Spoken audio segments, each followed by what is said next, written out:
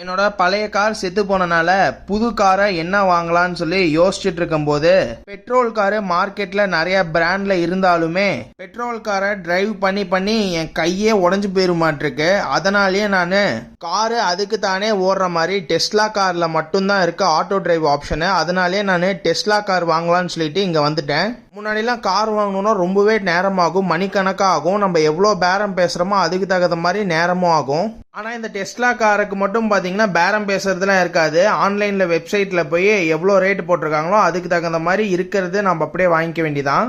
Night நம்ம தூங்கும் போது நம்ம ஃபோனுக்கு எப்படி சார்ஜ் போடுறோமோ அதே மாதிரி தான் இந்த டெஸ்லா காருக்கும் நம்ம அடிக்கடி சார்ஜ் போட்டே வச்சுக்கணும். ஒருவேளை நம்ம சார்ஜ் போட மறந்துட்டோம் அப்படின்னா நடுவில் எங்கேயாவது போய் ரோட்ல நின்றுச்சு அப்படின்னா சார்ஜ் போடுறதுக்கு பெட்ரோல் பங்க் மாதிரி நிறைய சார்ஜ் போடுற ஸ்டேஷன்ல எங்கேயுமே இருக்காது. எங்கேயாவது மூல முடுக்கில் தான் இருக்கும். அங்கே தான் நம்ம போய் சார்ஜ் போடுற மாதிரி இருக்கும்.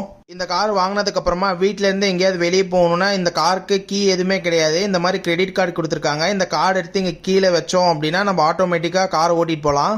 இது யூஸ் பண்ணலாம், இல்லை நம்ம ஃபோனில் கூட எல்லா செட்டிங்ஸும் வச்சுக்கலாம். நம்ம எப்போ ஃபோன் எடுத்துகிட்டு கார் பக்கத்தில் போகிறோமோ ஆட்டோமேட்டிக்காக கார் அன்லாக் ஆயிரும். அதுவே நம்ம ஃபோன் எடுத்துக்கிட்டு கார்லேருந்து வெளியே இறங்கி வந்து கொஞ்சம் தூரம் நடந்தோடனே அதுவே ஆட்டோமேட்டிக்காக லாக் ஆயிரும் காரு. இன்னும் முன்னாடி இருக்கிற கம்ப்யூட்டர் எல்லாமே செட்டப் பண்ணதுக்கு அப்புறமா இந்த கார் என்னமோ ஆட்டோமேட்டிக்காக டிரைவ் ஆகும்னு சொல்கிறாங்க. அதை நம்பி தான் நான் வாங்கியிருக்கேன். இன்னும் ஸ்டேரிங் வீலை பிடிக்காம உட்காந்து இந்த கார் ஓடுறது எனக்கு என்னமோ நம்பிக்கை இல்லை. பார்ப்போம், இன்னும் வர வீடியோவில் எல்லாமே காமிக்கிறேன். சப்ஸ்கிரைப்.